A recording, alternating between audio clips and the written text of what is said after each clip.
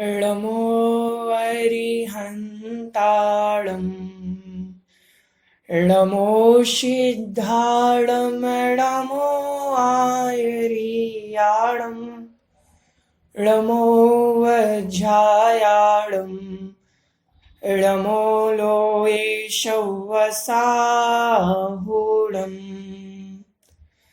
जीवमजीवमदौहम् जिणवरवसहेण जेडणे देठम् देविन्दविन्दवन्दम् वन्दे तं शौवदा शिरसा। बोलिए आदिम तीर्थंकर श्री आदिनाथ भगवान की जय। जगत कल्याणी द्वादशांगी जिनवाणी माता की जय। संत शिरोमणि आचार्य गुरुदेव श्री विद्यासागर जी महामुनिराज की जय। परम पूज्य निर्यापक श्रमण पूज्य मुनि पुंगव श्री सुधा सागर जी महाराज की जय। अढ़ाई दिवस समस्त महामुनिराजों की जय। सभी को जय जिनेन्द्र। चलिए, हमने पिछली कक्षाओं में गुणस्थान के विषय में और मार्गणा के विषय में जाना था कि मार्गणा मतलब खोज करना, जीवों की खोज करना, अतः जीव किस गति में है, किस स्थिति में है, जीव की वर्तमान स्थिति, उस स्थिति को जानना, ये मार्गणा है। और गुणस्थान मतलब परिणामों की तारतम्यता से गुणस्थान बनते हैं। ध्यान से सुने, कसाय और योग दो चीज मिलेंगी। आपकी जैसी कसाय होगी और जैसा आपका योग होगा, उस कसाय और उस योग के निमित्त से परिणामों में तारतम्यता बनती है। आत्मा के परिणामों में जो तारतम्यता बनी, ऊंच नीच बनी, उन परिणामों के कारण यह जीव गुणस्थानों में जाता है। अगर मिथ्यात्व से भरे हुए कसाय अनंतानुबंधी विद्यमान है और अन्य कसाय अनंतानुबंधी का अच्छा प्रबल उदय अनंतानुबंधी विद्यमान है और मिथ्यात्व साथ में उदय में चल रहा है, तो हमारा गुणस्थान मिथ्यात्व बन जाता है। देखें एक बार, जीव के कसाय और योग जैसे जैसे विद्यमान रहेंगे वैसे वैसे गुणस्थान बनेंगे। थोड़ा सा ध्यान से देखें। पहले गुणस्थान से जीव अनादि काल से पहले गुणस्थान में है और अभी तक संसार में निकला नहीं, पहले गुणस्थान से ऊपर आया नहीं। ध्यान से सुनना, हम आपको बताते हैं जीव निकलता कैसे है पहले गुणस्थान से ऊपर। अभी तक आज तक उसने अन्य गुणस्थानों में प्रवेश नहीं पाया। पहले गुणस्थान में प्रथम गुणस्थान से आगे बढ़ रहा है, तो कौन से गुणस्थान में जाएगा? चौथे गुणस्थान में। पहले से डायरेक्ट चौथे गुणस्थान में। ध्यान से सुनना कैसे जाएगा। अभी अनादिकालीन अनादिकाल से यह मिथ्या दृष्टि जीव है। 7 प्रकृतियों की बात चल रही थी। इन 7 प्रकृतियों से ही पूरा काम होगा। अभी 4 गुणस्थान इन 7 प्रकृतियों से बनते हैं। ध्यान से सुनना, कौन कौन सी 7 प्रकृतियां? क्रोध अनंतानुबंधी क्रोध, अनंतानुबंधी मान, अनंतानुबंधी माया और अनंतानुबंधी लोभ। ये हुई 4 प्रकृतियां। 5 में एक मिथ्यात्व आएगा, ये मिथ्यात्व है। और मिथ्यात्व के 2 टुकड़े और मिलते हैं, सम्यक मिथ्यात्व और सम्यक प्रकृति। ये किसके हिस्से हैं? मिथ्यात्व के। मतलब मिथ्यात्व 3 टुकड़ों वाला है। समझ में आ रहे हैं? मिथ्या अनंतानुबंधी 4 और मिथ्यात्व के 3। तो मिथ्यात्व, सम्यक मिथ्यात्व और सम्यक प्रकृति। ठीक है। जो अनंत अनादिकाल मिथ्या दृष्टि होगा, अनादिकाल से जो मिथ्या दृष्टि है, जिसने आज तक सम्यक दर्शन प्राप्त नहीं किया, उसके ये 2 टुकड़े नहीं रहते। अभी ध्यान से सुनना, सम्यक मिथ्यात्व और सम्यक प्रकृति का उदय नहीं रहता उसके पहले गुणस्थान में। किनका उदय रहता है?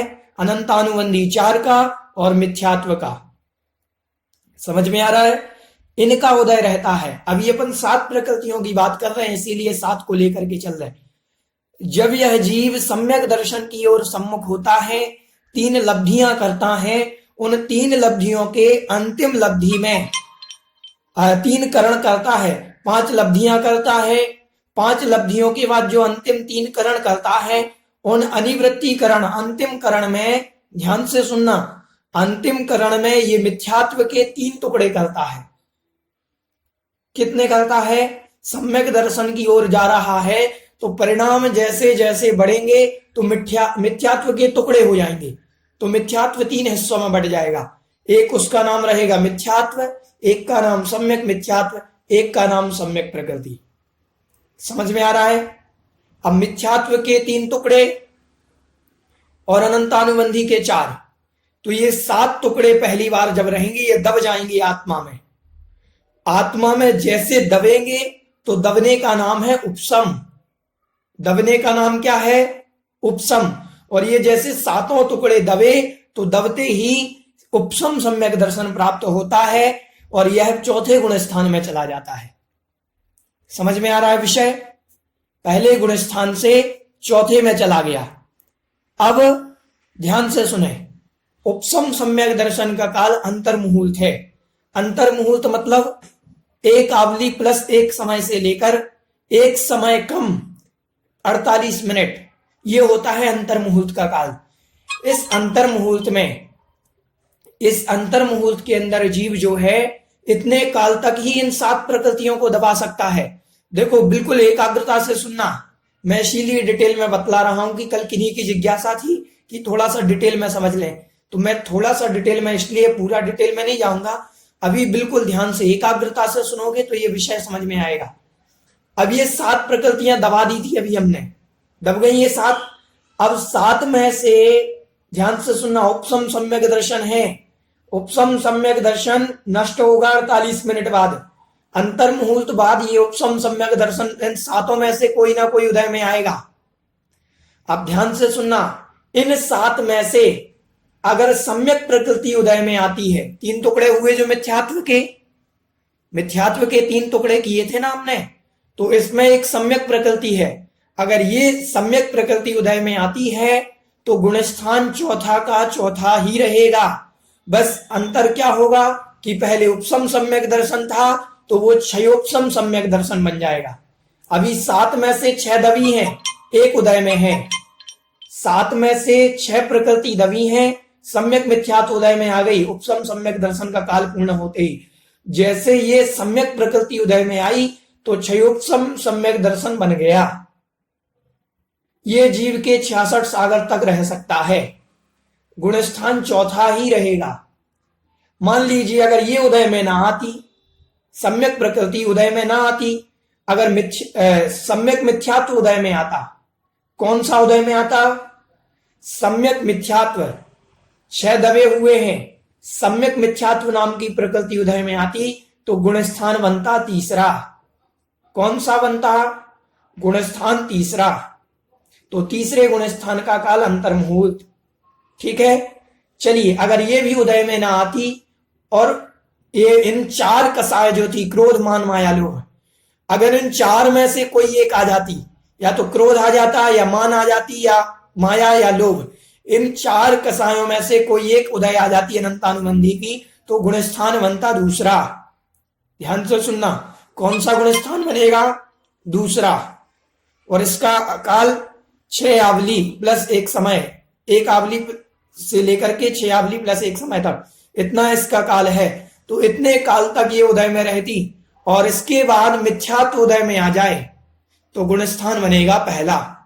वापिस 4थे में गया था, 4थे से 3रा, 2रा, 1ला। समझ में आ गया? गुणस्थान ऐसे जाते हैं। पहले गुणस्थान से डायरेक्ट 5वें में भी जाया जा सकता है। अब कोई सम्यक दृष्टि है, उसने व्रत ले लिए, प्रतिमाएं ले ली, 2 प्रतिमाओं के व्रत धारण कर लिए, उसकी अप्रत्याख्यान आवरण कसाय का अनुदय हो गया तो उसका गुणस्थान बनेगा 5वां।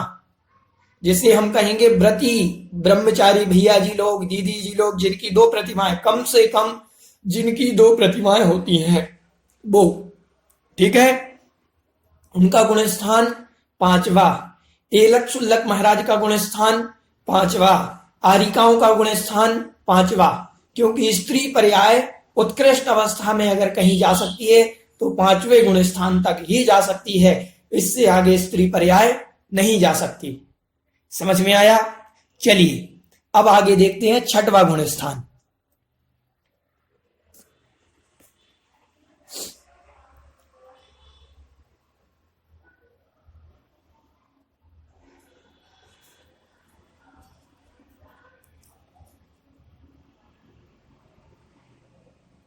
चलिए, छठवें गुण स्थान की परिभाषा है प्रमत्त वीरत। प्रमत्त वीरत नाम का गुण स्थान, प्रमत्त मतलब होता है प्रमाद, और विरत मतलब विरक्त होना। विरत मतलब व्रतों से सहित होना, विरत मतलब संयम से सहित होना। ठीक है, प्रमत्त विरत। प्रमत्त विरत मतलब होता है प्रमाद से सहित है। संयम तो आ गया, लेकिन संयम में अभी प्रमाद है। प्रमत्त विरत मतलब संयम तो आ गया, पूर्ण रूप से संयम आ गया, इनके सकल संयम कहा जाएगा, इनके सकल संयम कहा जाएगा छठवें गुण स्थान गलती के, लेकिन अभी इसमें प्रमाद आ गया। कह रहे प्रत्याख्यानावरण कसाय का अनुदय होने से, अभी अप्रत्याख्यानावरण का अनुदय हुआ था तो पांचवा गुण स्थान बना, और प्रत्याख्यानावरण नामक कसाय का अनुदय होने से छठवा गुण स्थान बनता है। इसके होने से सकल चारित्र के धारण करने से, सकल चारित्र धारण कर लेने से तथा संज्वलन कसाय का तीव्र उदय होने से जो परिणाम होते हैं उन सहित आत्मा का छठवा गुण स्थान होता है। इसमें तीन अवस्थाएं, पहला तो प्रत्याख्यानावरण कसाय का अभाव, दूसरा सकल चारित्र को धारण करना, और तीसरा संज्वलन कसाय का तीव्र उदय होता है इस गुण स्थान में। तो ये हुआ छठवा गुण स्थान। ठीक है, समझ में आया? चलिए,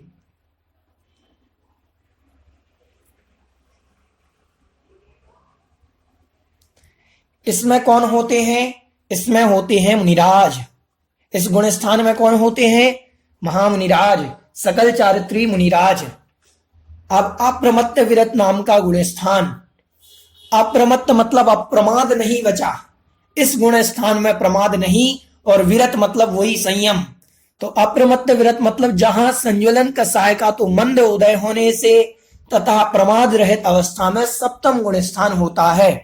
वर्तमान में जितने भी संत हैं, जितने भी मुनिराज हैं, जितने भी सच्चे साधु हैं, 28 मूल गुण का पालन करने वाले हैं, उन सारे मुनिराजों का गुण स्थान छठवा और सातवां। उन मुनिराजों का गुण स्थान कौन सा? कभी छठवा कभी सातवां, क्योंकि छठवें और सातवें गुण स्थान का काल दोनों का मिलाकर के अंतर मुहूर्त है। दोनों का काल कितना? अंतर मुहूर्त। अंतर मुहूर्त इतना काल है दोनों का। मान लीजिए, अभी हम थोड़ा सा विशेष समझाएंगे दोनों में, आप कोई प्रश्न कर लेना इसका, फिर हम आपको समझा देंगे। कुछ विशेष प्रश्न याद दिला देना तो मैं बता दूंगा। अभी इतना ही। चलिए आगे देखते हैं अपूर्वकरण। चलो आगे देख लेते हैं इनका विषय। देखो, छठवां और सातवां गुण स्थान मुनिराजों के होता है। डायरेक्ट छठवें गुण स्थान में पांचवा गुण स्थान बलती यदि कोई दीक्षा लेने जा रहा है, कोई प्रतिमाधारी भैया जी थे, 2 प्रतिमाधारी, 5 प्रतिमाधारी, 7 प्रतिमाधारी, उनका गुण स्थान पांचवा था। ध्यान से सुनना, उनका गुण स्थान कौन सा था? पांचवा था। अब वो व्रत लेने जा रहे हैं, दीक्षा लेने जा रहे हैं, और जैसे ही दीक्षा होती है उनकी विशुद्धि इतनी होती है कि वो डायरेक्ट 5वें से 7वें गुण स्थान में जाते हैं। कौन से गुण स्थान में? 7वें गुण स्थान में, क्योंकि 7वें गुण स्थान में ही डायरेक्ट जाया जाता है।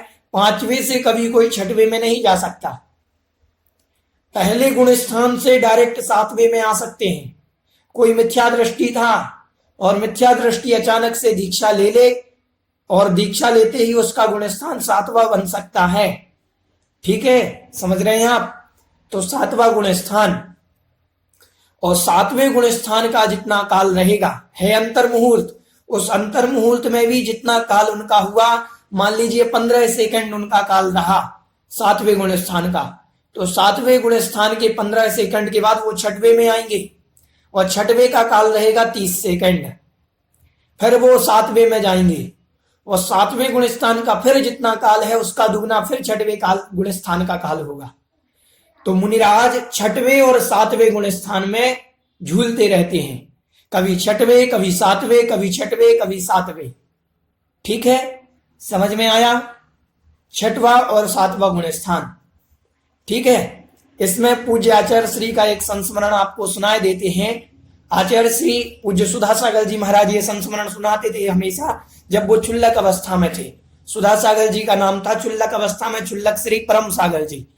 तो वो उस अवस्था में परम सागर जी महाराज जब क्लास पढ़ते थे आचार्य श्री से सारे क्षुल्लक महाराज लोग, तो आचार्य श्री हमेशा कहते थे कि मुनिराज तो हमेशा झूला झूलते हैं, कभी इधर कभी उधर, कभी उधर कभी उधर। तो ये क्षुल्लक महाराज लोग उस समय ये झूला का मतलब समझ नहीं पाए, तो इन्होंने कहा कि आचार्य श्री को हमने कभी झूला में बैठे तो देखा नहीं, आचार्य श्री झूला कब झूलते हैं? आचार्य श्री बोल रहे हैं कि मुनिराज झूला झूलते हैं। अरे झूला कब झूलते हैं? एक दिन हिम्मत करके इन्होंने आचार्य श्री से पूछ लिया कि आचार्य श्री हमने आपको कभी झूला में देखा नहीं और आप हमेशा झूला झूला करते हो कि मुनिराज हमेशा झूला झूलते हैं, तो बताओ ये झूला क्या भला है?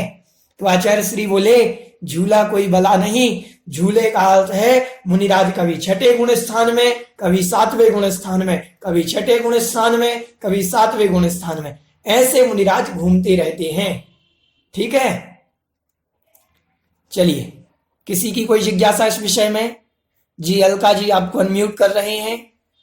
जी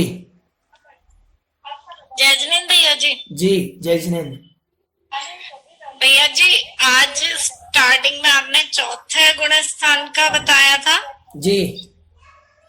तो हमने आज लेट ज्वाइन किया, मैं दोबारा से एक बार फिर समझा देखिए देंगे? आपको 2 दिन बाद इसकी वीडियो आपको मिल जाएगी ग्रुप पर।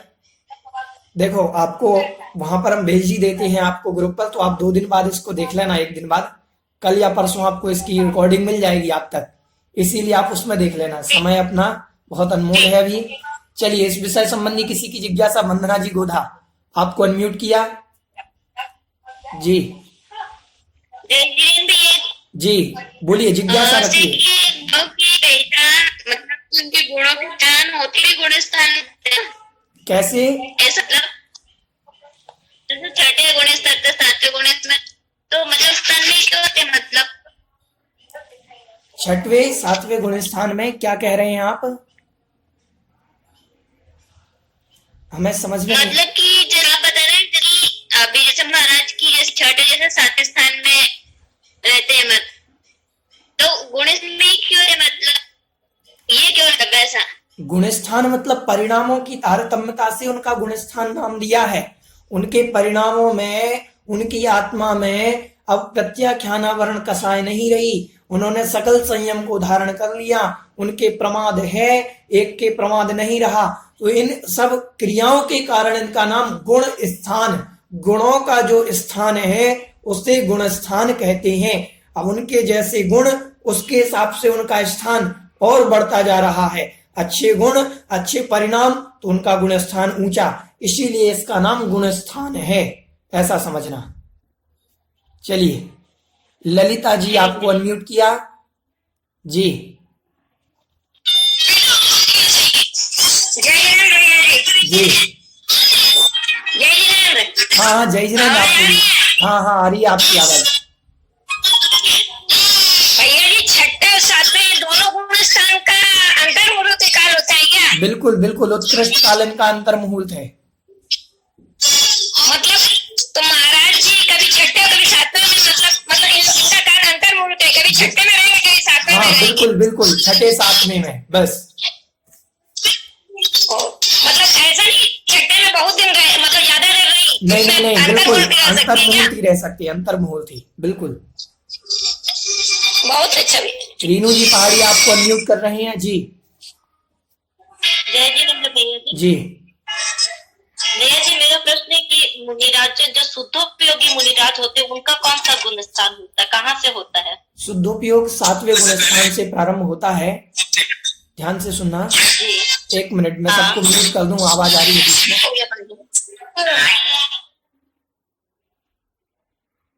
देखें मुनिराज जो है ये सातवें गुण स्थान से शुद्धोपयोग प्रारंभ होता है।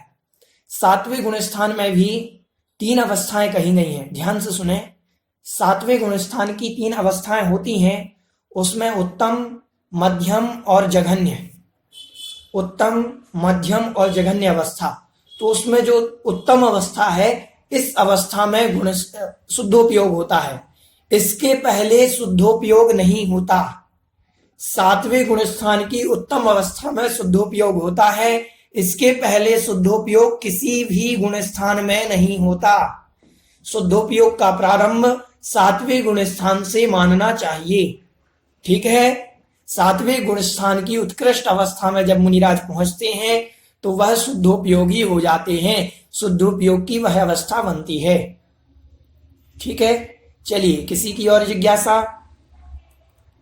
स्मिता जी सहाय आपको अनम्यूट कर रहे हैं जी। हाँ भैया जी, जय जिनेन्द्र। मैं यही पूछने वाली थी कि छठा गुण स्थान का काल तो रहता ही है, 7वां गुण स्थान अंतर्मुह छठा बताया आपने, हमेशा छठा रहता है, कभी वो हार लेते हैं और शोधन करते हैं तभी 7वां आता है। नहीं ऐसा नहीं समझना और चाहिए। स्वाध्याय करते हैं तभी ध्यान करते हैं तभी 7वां आता है। नहीं पूरा छठा में ही रहता है ना, कभी कभी 7वां में आते हैं। नहीं आप गलत समझ रहे हैं। अभी मैंने बताया कि 6वें गुण स्थान का काल अंतर मुहूर्त, 7वें गुण स्थान का उत्कृष्ट काल अंतर मुहूर्त, दोनों में अंतर मुहूर्त से ज्यादा रह नहीं सकते। 7वें में भी वो अंतर मुहूर्त ही रह सकते हैं। अगर मुनिराज 2 घंटे स्वाध्याय कर रहे हैं तो ये मत समझना कि वो स्वाध्याय में है, 7वें गुण स्थान में नहीं। वो छठा और 7वां तो उनका होता रहता है, अंतर मुहूर्त से ज्यादा वो टिकता ही नहीं, काल ही उतना है उसका। ठीक है, अंतर मुहूर्त का ही रहता है। हाँ बिल्कुल छठवा में भी अंतर मुहूर्त का ही रहता है। बिल्कुल। अच्छा, चलिए, मतलब हमारा समझ में ऐसा था कि छठवे में रहता है, कभी कभी 7वें में आता है। नहीं ऐसा नहीं है, ये गलत है, अंतर मुहूर्त है इनका काल। अच्छा जी। अनीता जी जैन आपको अनम्यूट किया जा रहा है। अच्छा। अनीता जी। हाँ जी, मेरा प्रश्न है कि जो ये 66 सागर आपने बताई है अक्षयक्षम की स्थिति, तो ये 66 सागर जो क्षयक्षम की स्थिति बताई है, उत्कृष्ट स्थिति, तो इसके बाद वो मुनि बनता ही बनता है या फिर वो बीच में मिथ्यात्व में भी आ जाता है? बिल्कुल मिथ्यात्व में आ सकता है। मिथ्यात्व में 66 सागर के बाद उसे कुछ ना कुछ गुण स्थान चेंज करना पड़ेगा। क्षयोपम सम्यक दर्शन में नहीं रह सकता 66 सागर के बाद। 66 सागर के बाद उसको कम से कम अंतर मुहूर्त के लिए या कुछ समय के लिए पहले गुण स्थान में आना पड़ेगा, फिर वापस 66 सागर तक का सम्यक दर्शन प्राप्त कर सकता है। ठीक है, नहीं, मेरा 66 सागर के अंदर वो क्षयक्षम ही रहेगा या वो मिथ्यात्व में भी आ जाता कभी कभी? नहीं, तो उत्कृष्टता की अपेक्षा मैं कह रहा हूं कि 66 सागर अगर वो नीचे आ जाएगा, मिथ्यात्व में आ जाएगा, तो 66 सागर तो टूट गया ना उसका। इस उत्कृष्ट की अपेक्षा मैंने कहा कि वो 66 सागर तक रह सकता है, उत्कृष्टता की अपेक्षा कहा था। नहीं, जब बीच में वो मिथ्यात्व में आता है तो दोबारा भी उसको क्षयक्षम हो जाता है या दोबारा हो सकता है, अगर मिथ्यात्व में आया तो हो सकता है क्षयोपम हो जाए, हो सकता है। तो ऐसे कितनी बार हो सकता है उसको? कितनी असंख्यात बार कर सकता है वो तो। मिथ्यात्व में गिरेगा, फिर जाएगा, फिर क्षयोपम प्राप्त कर लेगा, फिर गिरेगा, फिर चलेगा। तो ये तो कर सकता है, कभी भी कितनी बार भी कर सकता है, इसमें कोई आपत्ति नहीं। फिर उसके 66 सागर के बाद वो मोक्ष जरूर जाएगा ना? 66 सागर के बाद नहीं, ऐसा नियम नहीं है, ये गलत समझ रहे हैं। मैंने उस क्षयोपम का उत्कृष्ट काल 66 सागर बताया है, ये समझे आप। अभी मैं इसलिए मैं डिटेल में नहीं बता रहा था। के बाद वो मोक्ष, वो मुनि बन के फिर वो मोक्ष जाएगा ना, ये मैं पूछना चाह रही हूं। नहीं जाएगा, बिल्कुल नहीं जाएगा, ये पक्का नहीं है। अच्छा, ये उस अवस्था की उत्कृष्ट स्थिति है, जैसे हमने बताया कि उपसम सम्यक दर्शन की उत्कृष्ट स्थिति अंतर मुहूर्त, उसके बाद जीव गिरेगा ही गिरेगा, चाहे तीसरे में आए, चाहे चौथे में आए, चाहे क्षयोपम सम्यक दर्शन प्राप्त करे, चाहे क्षायक सम्यक दर्शन प्राप्त करे, कोई भी सम्यक दर्शन प्राप्त करे नीचे आए, बस अंतर मुहूर्त बाद वो गिरेगा ही गिरेगा। जैसे 7वें गुण स्थान में अंतर मुहूर्त ही रहा जा सकता है, ऐसे ही ज्यादा से ज्यादा क्षयोपम सम्यक दर्शन में 66 सागर तक रह सकते हैं, इससे ज्यादा नहीं रहा जा सकता। ये है भाव हमारा। चलिए ठीक, चलिए किसी की कोई जिज्ञासा तो नहीं और विषय में? चलो, तो ये हुआ 6वें 7वें गुण स्थान का काल। एक मिनट,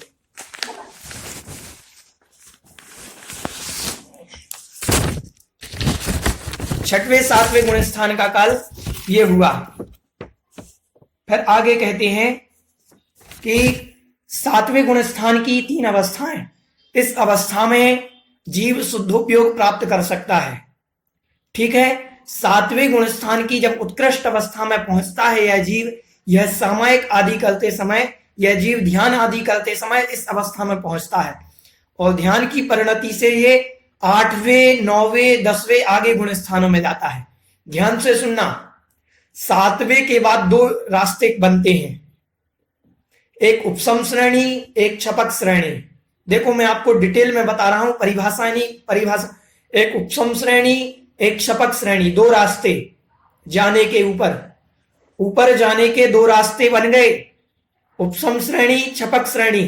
इसमें भी देखो, इसमें भी 8वां 9वां और 10वां गुण स्थान है और इस श्रेणी में भी 8वां 9वां 10वां गुण स्थान है।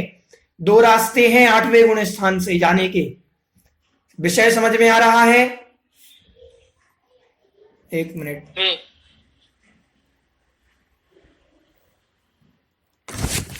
तो रास्ते 2 बन गए, 6वां और 7वें गुण स्थान के ऊपर 2 रास्ते, एक उपसम श्रेणी, एक छपक श्रेणी। उपसम श्रेणी का अर्थ होता है उपसम करते हुए जाना, कर्मों को दबाते हुए जाना। मतलब आप जा रहे हैं तो कर्मों के ऊपर से जा रहे हैं, कर्मों को दबा करके जा रहे हैं। अगर आपने दबाया है तो ये तो उदय में आएंगे, दबा करके जा रहे हैं। और एक रास्ता है छपक वाला, तो छपक वाला उखाड़ करके फेंक देता है कर्मों को आत्मा से। तो जो छपक वाला होता है वो कर्मों को उखाड़ करके फेंक देता है, निकाल देता है कर्मों को आत्मा से। तो उपसम और छपक। तो उपसम श्रेणी वाला तो कौन कौन से गुण स्थान में जाएगा? पहले 8वें में जाएगा, 8वें के योग्य कर्मों को दबाएगा, 9वें में कर्मों को दबाएगा, 10वें में कर्मों को दबाएगा। और जैसे 10वें में दबाया सारे कर्मों को तो 11वें में पहुंच जाएगा। कौन से गुण स्थान में उपसम श्रेणी वाला? 11वें में। सारे कर्मों को मोहनीय कर्म तक को दबा लेने से 11वें गुण स्थान में पहुंचा और मोहनीय कर्म के दबने से इसका नाम होगा उपशांत मोह। 11वें गुण स्थान का नाम क्या है? उपशांत मोह। उपशांत मतलब जिसने दबा दिया है, उपशमन कर दिया है मोह का, उसका नाम उपशांत मोह। ठीक है, यह हुआ 11वां गुण स्थान। अब समझते हैं छपक श्रेणी वाला। छपक श्रेणी वाला 8वें में चढ़ा तो 8वें में जो योग्य कर्म है उनको फेंक दिया, 9वें में कर्मों को उखाड़ करके फेंक दिया, 10वें में संजुलन लोक बचा, उसको भी उखाड़ करके फेंक दिया। और जैसे ही इसने 10वें गुण स्थान के अंत में मोह का नष्ट किया, तो मोह को नष्ट करते ही ये 11वें में नहीं जाएगा, ये जाएगा 11वें को छोड़ करके 12वें में।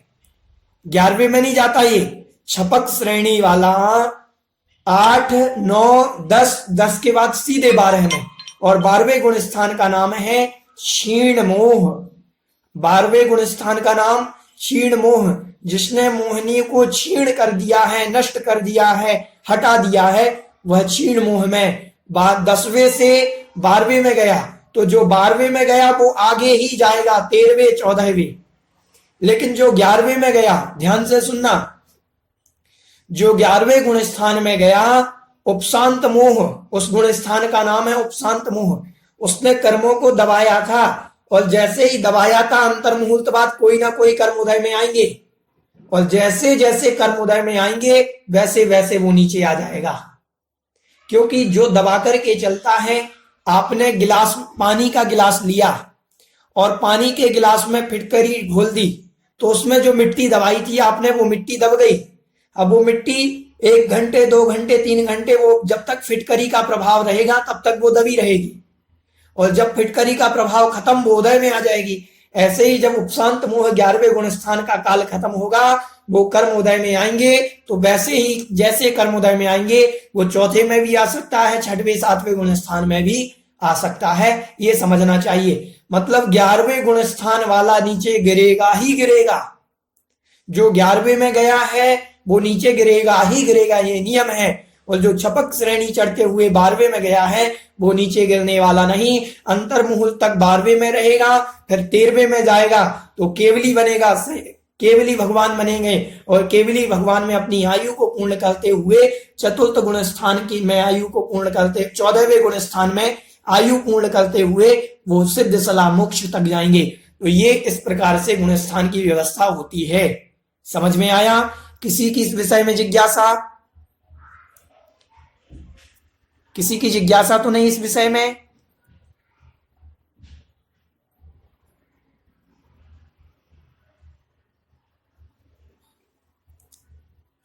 जी हेमंत जी, आपकी कोई जिज्ञासा है? आपको अनम्यूट कर रहे हैं जी। हेमंत जी, आपको अनम्यूट किया।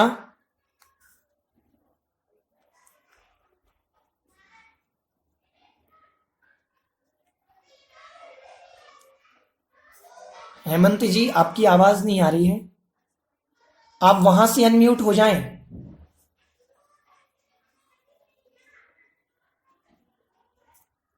चलिए, स्मिता जी शाह आपको अनम्यूट कर रहे हैं जी। स्मिता जी हाँ शाह। भैया जी, ये तो बराबर समझ में आ गया। लेकिन आपने जो पहले बोला था ना भैया जी के 7 प्रकृति को उपशम किया, तो वो औपसमिक हुआ और एक सम्यक प्रकृति उदय में आई, तब उसका वो तब जो प्रथमोपसम बोलते हैं, क्या बोलते हैं वो सम्यक को? औपसमिक सम्यक तो मतलब उपसम किया सातों का, द्वितीयोपसम बोलते। वो द्वितीयोपसम का अर्थ होता है। देखो, द्वितीयोपसम और प्रथमोपसम में अंतर हम आपको बतलाए देते हैं। द्वितीयोपसम सम्यक दर्शन होता है जो उपसम श्रेणी चढ़ते हैं ना, 8वां 9वां 10वां 11वां, ये जो श्रेणी चढ़ी जाती है इसको द्वितीयोपसम कहते हैं। ठीक है। और मिथ्यात्व अवस्था में मिथ्या दृष्टि जीव जब कोई मिथ्या दृष्टि जीव 7 प्रकृतियों का उपसम करता है तो उसको प्रथमोपसम सम्यक दृष्टि कहते हैं। और जो 8वां 9वां 10वां गुण स्थान उपसम श्रेणी पूर्वक चढ़ता है उसको द्वितीयोपसम कहते हैं। ठीक है। नहीं, वो बराबर है, आपने पहले बताया ना 7 प्रकृति का क्षय हुआ, उपसम किया। हाँ, 7 प्रकृति का उपसम किया, बराबर है। तब सम्यक तो प्राप्त हुआ, उपसम सम्यक दर्शन। और आपने बोला एक सम्यक प्रकृति का उदय हुआ, सम्यक प्रकृति का उदय हुआ। जब सम्यक प्रकृति का उदय होगा, 7 प्रकृतियों को पहले आपने दबाया, 7 में से सम्यक प्रकृति उदय में आ गई आपकी, तो आपका क्षयोपसम सम्यक दर्शन होगा। हाँ, ठीक है, क्षयोपसम होगा। हाँ, क्षयोपसम सम्यक दर्शन, बराबर। चलिए, ललिता जी आपको अनम्यूट कर रहे हैं जी। जय जी। हाँ जी। ये 14वें गुण स्थान का समय हम लोग क्या एक लघु 5 अक्षर बोल सकते हैं क्या बोल सकते हैं? पंच लघु अक्षर प्रमाण मैंने आपको पहले भी पंच लघु अक्षर प्रमाण। हाँ, पंच लघु अक्षर प्रमाण। पहले सुनो, मेरी बात सुनो। जो मुनिराज अंतर मुहूर्त के अंदर सारे द्वादशांग का पाठ कर लेते हैं, जो मुनिराज अंतर मुहूर्त के अंदर सारे द्वादशांग का पाठ कर लेते हैं, उन मुनिराज को आ, ई, उ, री और ली ये 5 अक्षर बोलने में जितना समय लगेगा उतना समय 14वें गुण स्थान का है। ठीक है, समझ में आया? चलिए, हेमंत जी आपको अनम्यूट कर रहे हैं, अब आप एक बार अनम्यूट। हाँ भैया जी, ये आपने जो बोला ना कि वो 11 गुण स्थान से तो नीचे उतरना तय है। हाँ, जो उपसम श्रेणी चढ़ के गए, तो उनका तो 13वें जाने का कोई प्रश्न नहीं उठता, तो फिर 11 तक जाने का फायदा क्या हुआ? तो 11 तक जाने का फायदा देखो, मैं आपको बताऊं। 11वें गुण स्थान में वहां तक परिणामों की विशुद्धि ऐसी बनी कि वो क्षय नहीं कर पाए, बस दबा पाए हैं। दबाना और क्षय करने में परिणामों की विशुद्धि का अंतर है। अब वहां तक गए, अगर मान लीजिए 11वें गुण स्थान का काल पूरा नहीं हुआ, ध्यान से सुनना, और मरण हो गया उस जीव का, आयु समाप्त हो गई, तो सीधे सर्वार्थ सिद्धि में जन्म होता है। कहाँ जन्म होता है? अच्छा, सर्वार्थ सिद्धि में। सर्वार्थ सिद्धि भगवान आदिनाथ के, आप आदि पुराण जी पढ़ेंगे जब, तो आदि पुराण जी में आदिनाथ भगवान कहाँ से आए थे? सर्वार्थ सिद्धि से।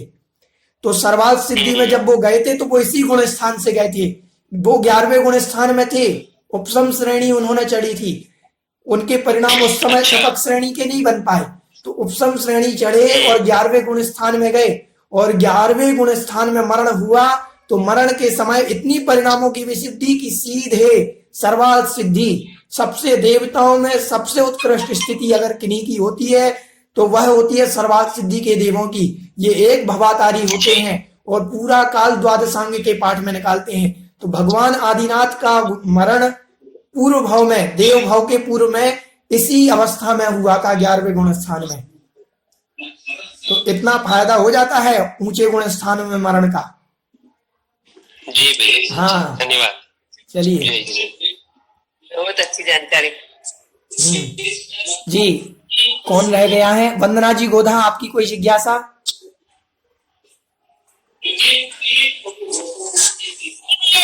जी बोलिए। अभी कोई जिज्ञासा नहीं, क्योंकि अभी मैं उसको ठीक से पढ़ूंगी जब समझ में आएगा मुझे। चलिए ठीक ठीक।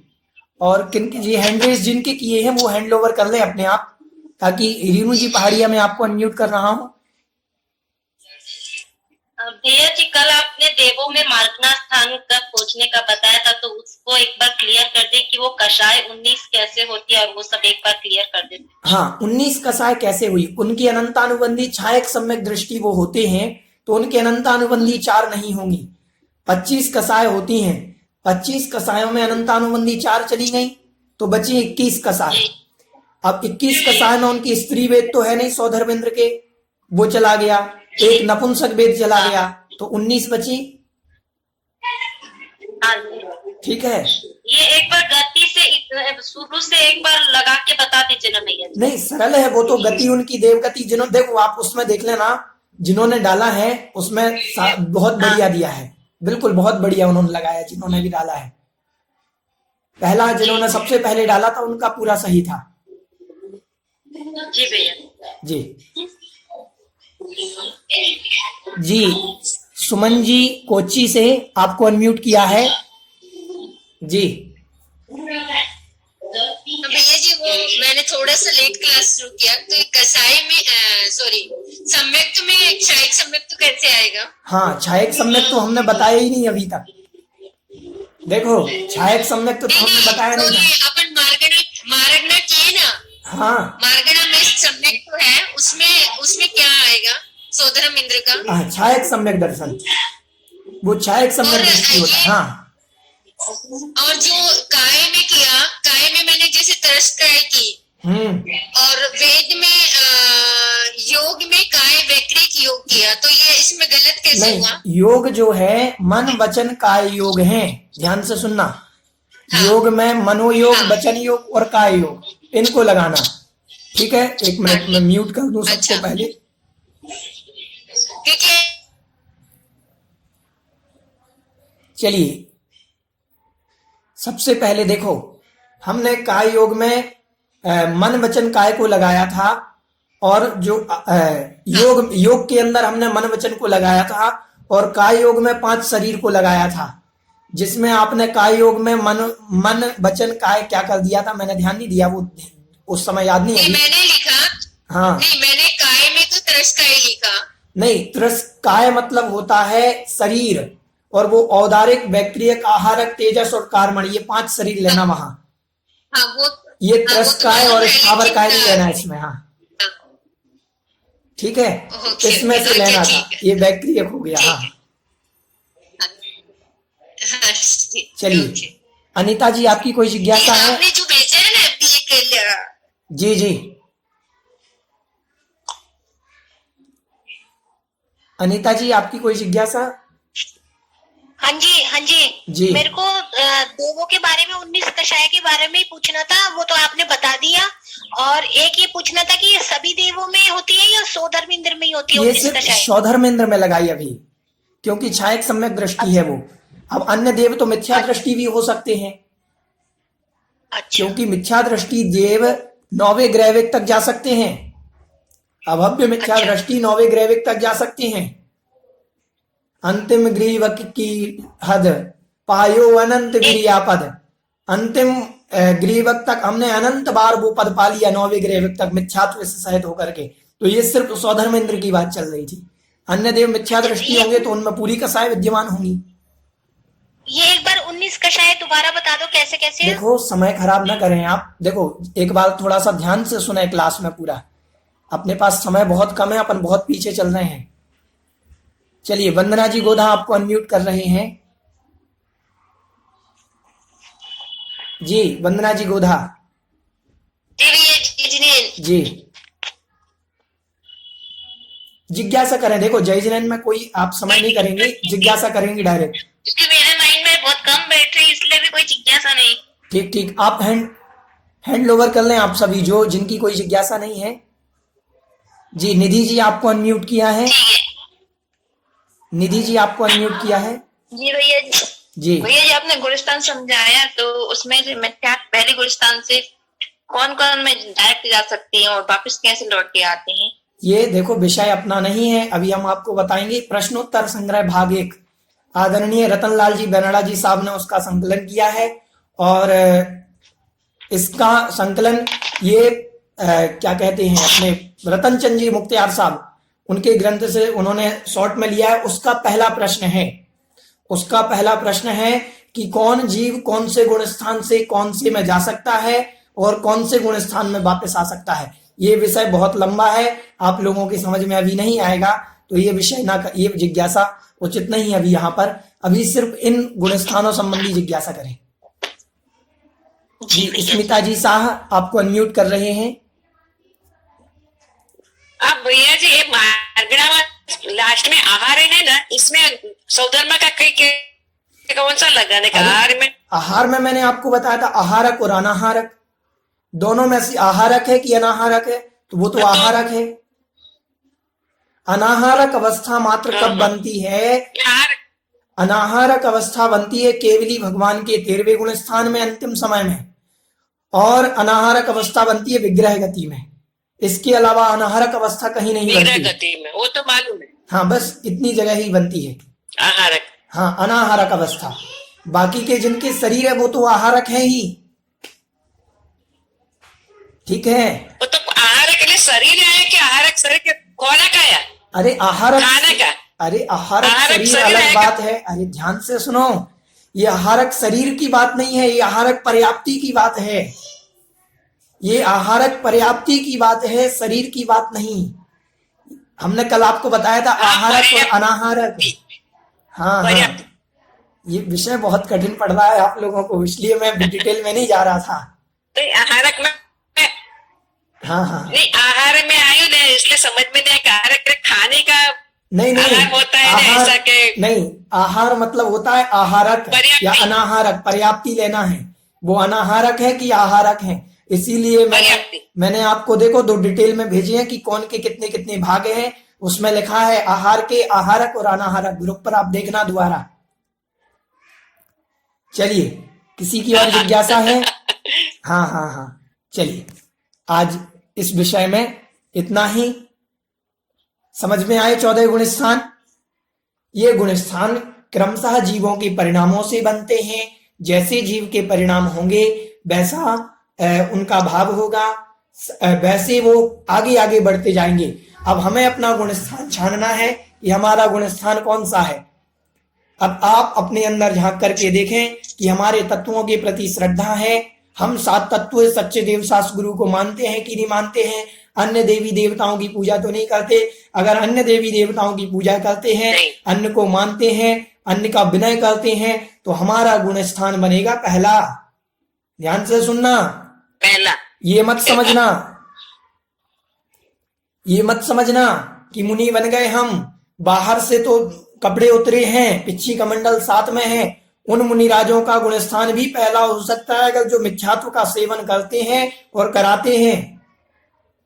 गुण स्थान बाहरी क्रिया नहीं है। ध्यान से सुनना, गुण स्थान बाहरी क्रिया नहीं है, बाहर दिखाई नहीं देती। गुण स्थान मुनिराज भी पहले गुण स्थानवर्ती हो सकते हैं, क्योंकि ये अंतरंग में परिणामों को झांका जाता है। जो मुनिराज मिथ्यात्व का सेवन करते हैं और स्वयं करते हैं और दूसरों से करवाते हैं कि इन देवी देवताओं की पूजा करो, इनको मानो, उनका गुण स्थान पहला। इसमें कोई आश्चर्य की बात नहीं, कोई दोहरा की बात नहीं। क्योंकि मिथ्यात्व से संयुक्त परिणामों का नाम गुण स्थान है। कसाय और योग, इन दोनों के निमित्त से गुण स्थान बनते हैं। तो योग तो आपका अच्छा है, मुनि बने हुए हैं, लेकिन आपकी कसाय जो है, कसाय तो अनंतानुबंधी उदय है, मिथ्यात्व उदय में है, तो आपका गुण स्थान पहला माना जाएगा। हम अपने आप को सम्यक दृष्टि मान करके ना बैठ जाएं।